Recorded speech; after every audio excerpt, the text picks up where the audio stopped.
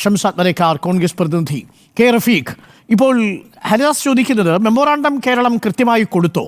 ആ കൊടുത്തത് പരിശോധിക്കാനൊരു സമയം വേണ്ടേ? ആ സമയമല്ലേ ആവശ്യപ്പെട്ടിട്ടുള്ളൂ?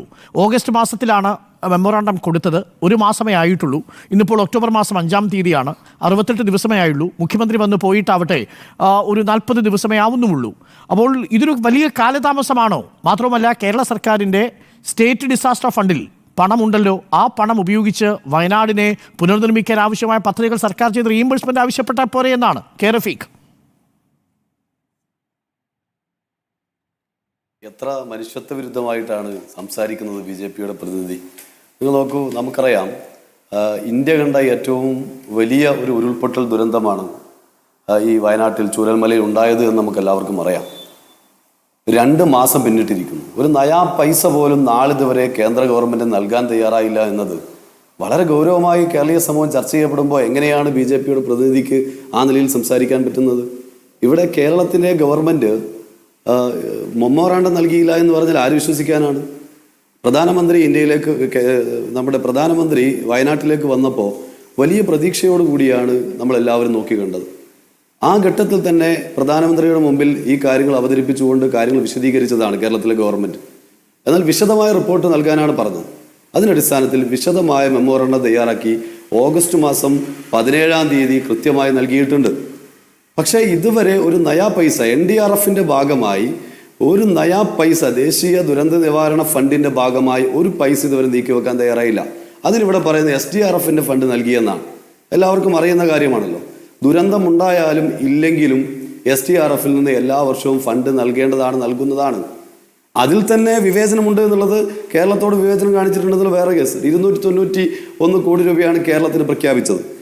ആന്ധ്രയ്ക്ക് 1036 ഇപ്പോൾ 2ാം ഗഡു എന്ന നിലയിൽ ഇവിടെ കേരളത്തിന് 145 കോടി രൂപ SDRFിൻ്റെ ഭാഗമായി നൽകുമ്പോൾ 14 സംസ്ഥാനങ്ങൾക്കായി 5888 കോടി രൂപ കൊടുക്കുമ്പോഴാണ് അതിൽ കേവലം 145 കോടി രൂപ മാത്രം ഈ ദുരന്തമുണ്ടായ വേളയിലായിട്ടും സാധാരണഗതിയിൽ തരേണ്ട SDRFിൻ്റെ ഭാഗമായി നൽകിയിട്ടുള്ളത്. എന്നാൽ ദേശീയ ദുരന്ത നിവാരണ ഫണ്ടിൻ്റെ ഭാഗമായി 1 രൂപ പോലും ഇതുവരെ നൽകാൻ തയ്യാറായിട്ടില്ല. അതാണ് ഒരു വിഷയം. കേന്ദ്ര ഗവൺമെൻറ് ഈ കാര്യത്തിൽ ഈ ദുരന്തവുമായി ബന്ധപ്പെട്ടുകൊണ്ട് സ്വീകരിച്ച നിലപാടുകൾ വളരെ ഗൗരവമായി നമ്മൾ കാണേണ്ടതായിട്ടുണ്ട്. കേരളത്തിലെ ഗവൺമെൻറ് ആദ്യഘട്ടത്തിൽ ആവശ്യപ്പെട്ട കാര്യം എന്ന് പറയുന്നത് ഏത് വിഭാഗത്തിലാണ് ഈ ദുരന്തം പെടുക എന്നത് നിർണയിച്ചു തരണം. L0, L1, L2, L3 ഈ 3 വിഭാഗത്തിൽ ഏതാണ് ദേശീയ തലത്തിലുള്ള ദുരന്തം എന്ന നിലയിലേക്ക് വരണമെങ്കിൽ L3യിൽ ഉൾപ്പെടുത്തണമെന്ന് നമുക്കറിയാലോ.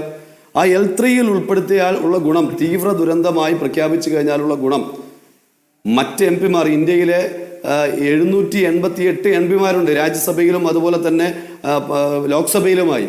അവർക്ക് 25 ലക്ഷം മുതൽ 1 കോടി രൂപ വരെ ഈ ദുരന്ത ബാധിതർക്ക് വേണ്ടി പണം നീക്കിവെക്കാൻ വേണ്ടി കഴിയും.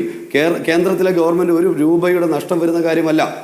പക്ഷെ അത് പ്രഖ്യാപിക്കാൻ പോലും ഏത് വിഭാഗത്തിലാണ് ഈ ദുരന്തം പെടുന്നത് എന്ന് നിർണ്ണയിക്കാൻ പോലും ഇതുവരെ തയ്യാറായിട്ടില്ല. രണ്ടാമത്തെ കാര്യം, ദുരന്ത നിവാരണവുമായി അതോറിറ്റിയുടെ ഭാഗമായി ഈ കേന്ദ്ര ഗവൺമെൻറ്റിന് ഈ മേഖലയിലുള്ള ആളുകൾക്ക് മൊറട്ടോറിയം പൂർണ്ണമായി പ്രഖ്യാപിക്കാൻ വേണ്ടി കഴിയും. ദേശസാൽകൃത ബാങ്കുകളിലെ കടങ്ങളുമായി ബന്ധപ്പെട്ടുകൊണ്ട് പൂർണ്ണമായും മൊറട്ടോറിയം പ്രഖ്യാപിക്കാൻ കഴിയും. അതോടൊപ്പം തന്നെ അവർക്ക് ഈ കടം നിലനിർത്തിക്കൊണ്ട് പുതിയ കടങ്ങൾ, അവരുടെ ജീവനോപാധികൾക്ക് വേണ്ടി പുതിയ കടങ്ങൾ കൊടുക്കാനും കഴിയും. അതിനുവേണ്ടി ഒരു ഉത്തരവിറക്കിയാൽ മതി. ഒരു ഛേദവുമില്ലാതെ ചെയ്യാൻ കഴിയുന്ന കാര്യമാണ്. അത് നിലവിൽ ചെയ്യാൻ വേണ്ടി തയ്യാറായിട്ടില്ല. അതോടൊപ്പം തന്നെ നമ്മൾ കാണേണ്ട ഒരു കാര്യം, കേരളത്തിലെ ഗവൺമെൻറ് ആദ്യത്തെ 1 മാസം ജീവനോപാധി നഷ്ടപ്പെട്ടവർക്ക് 300 രൂപ വെച്ച് ഒരു കുടുംബത്തിലെ 2 പേർക്ക് കൊടുക്കുന്ന നിലയുണ്ടായി. അത് STMAയുടെ ഉത്തരവിൻ്റെ ഭാഗമായിട്ട് 1 മാസം മാത്രമേ കൊടുക്കാൻ കഴിയുകയുള്ളൂ. NDMAയുടെ ഭാഗമായി, നാഷണൽ ഡിസാസ്റ്റർ മാനേജ്മെൻറ്റ് അതോറിറ്റിയുടെ ഭാഗമായി 3 മാസം വരെ 300 രൂപ വേണമെങ്കിൽ കൊടുക്കാവുന്നതാണ്. അത് കേരളത്തിലെ ഗവൺമെൻറ് ആവശ്യപ്പെട്ടതാണ്. നിലവിലെ തീരുമാനം വന്നിട്ടില്ല. ഞാൻ സൂചിപ്പിച്ചത് ആദ്യഘട്ടത്തിൽ ഈ 3 കാര്യങ്ങൾ ആവശ്യപ്പെട്ടപ്പോൾ അതുപോലും തയ്യാറായിട്ടില്ല. വിശദമായ റിപ്പോർട്ട് തയ്യാറാക്കി നൽകിയിട്ടും ഇതുവരെ ഫണ്ട് നൽകാൻ വേണ്ടി തയ്യാറാകുന്നില്ല. കേന്ദ്രം എന്തുകൊണ്ടാണ്